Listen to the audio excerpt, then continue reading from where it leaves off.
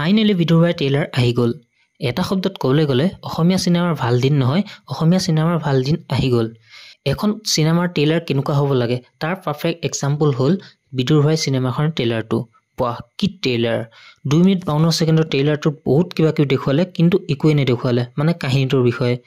এনেকুৱাই হ'ব লাগে ট্ৰেইলাৰ, য'ত মানুহৰ ট্ৰেইলাৰটো চাই পেলাই প্ৰশ্ন মনত আহিব লাগে, কি হ'ল, কিয় হ'ল, কি হ'ব এতিয়া। এনেকুৱাবিলাক প্ৰশ্ন যেতিয়া মানুহৰ মাজত উদয় হয়, তেতিয়া এখন চিনেমা সফল হোৱাত সহায় কৰে।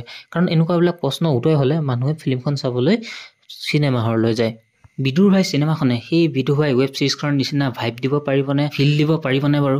নিশ্চয় পাৰিব, কাৰণ ট্ৰেইলাৰটো চাই এনেকুৱা লাগিছে যেন সেই একেই ভাইব, একেই ফিল কেৰি কৰিছে চিনেমাখনলৈও।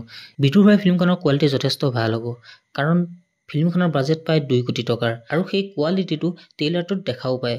ৱেব ছিৰিজখনৰ সেই একেই কাহিনীটো কেৰি কৰিছে, কাৰণ যি মেনেজাৰ ছাৰৰ ঘৰত চুৰ কৰিছিল, তাৰ সেই ভৰিত ধৰি ক্ষমা খোজাৰ ডায়লগটো দেখা পাইছোঁ। ফিল্মখন চাই বহুতেই ভাল লাগিব, কাৰণ বাজেট যিমান ডাঙৰ, টপিকটো সেই সিমানেই ডাঙৰ। কাৰণ এইবাৰ পাংগা চিদ্ধা MLA ছাৰৰ লগত হ'ব। আকৌ মেনেজাৰ ছাৰৰ ঘৰত গছ চুৰ কৰি লোৱা পাংগা আছেই, সিফালে আকৌ প্ৰেম প্ৰীতি, বুজি পাইছেই নহয় কি ক'ব খুজিছোঁ।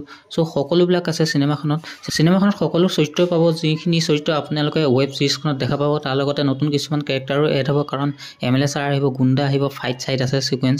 মুঠতে সম্পূৰ্ণ পেকেজ দেখা পোৱা গৈছে ফিল্মখনত। ফিল্মখন চাবলৈ মই যথেষ্ট আগ্ৰহী হৈ আছোঁ। 19 জুলাই তাৰিখে ৰিলিজ হ'ব ফিল্মখন।